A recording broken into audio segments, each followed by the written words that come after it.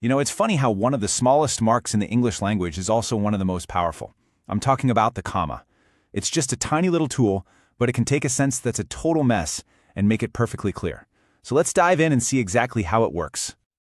Okay, go ahead, try reading this one out loud. It's a bit of a train wreck, isn't it? Without the right punctuation, it sounds like this person, Crystal, is actually made of brick, which is just nuts. And it's a perfect example of how one tiny mark can completely change the meaning of, well, everything. So, you've probably already guessed it, right? What's the one little thing that can fix this whole mess? What's going to untangle this sentence for us? And boom! There it is, just one single comma. You see what it does is create a natural pause, a little breath mark for your brain that separates one idea from the next. Listen again. Because she had brought up an old tin can instead of a brick, pause. Crystal had to duck dive later for a brick. See? Totally different. Suddenly, it makes perfect sense. That's the power we're going to unlock today with 3 super simple rules. All right, let's jump into our first rule. This is something you probably do every single day, writing emails, right? Well, commas have a super important but really easy job when it comes to those hellos and goodbyes. Okay, so there are some fancy words for this. The salutation is just your greeting, like Dear Tran. And the complimentary close is your sign-off, your friend. Really, it's just the hello and the goodbye of your message. And the rule here? It could not be easier. You just pop a comma right after the greeting. Dear Tran, comma. And you do the exact same thing for the closing. Your friend, comma. That's it.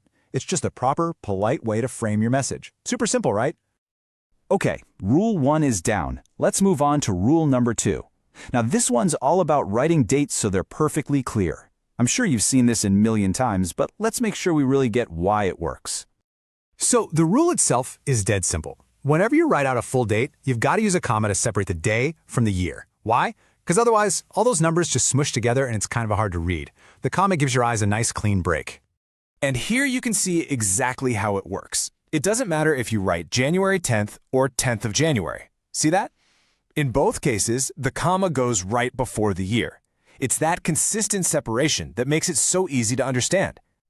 All right, time for our third and final rule, and honestly, this might be the one you use the most. We're talking about teaming the list. This is how we take a chaotic jumble of things and make it a nice, clean, organized series. Now here's the magic number, 3.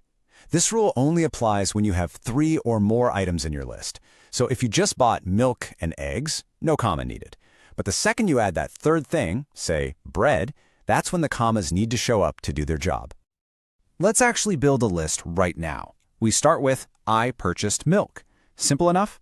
Now let's add bread. You need that separator. Milk, comma, bread. Okay, add eggs. Now it's milk, comma, bread, comma, eggs. By the time we get to and some vegetables, every single item is neatly separated. It's just so much easier to read that way.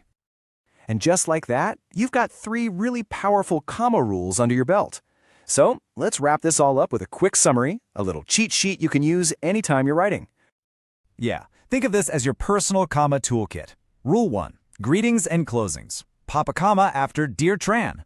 Rule 2, dates. It goes right between the day and the year. And rule 3, lists. You use them to separate 3 or more things. That's it. 3 simple rules that make a huge difference. So there you go. You've got the tools now. You know how to make your writing way clearer, way more professional. So the big question is, where are you going to use this first? That next email you're about to send? A paper for school? Give it some thought and start putting that comma power to work.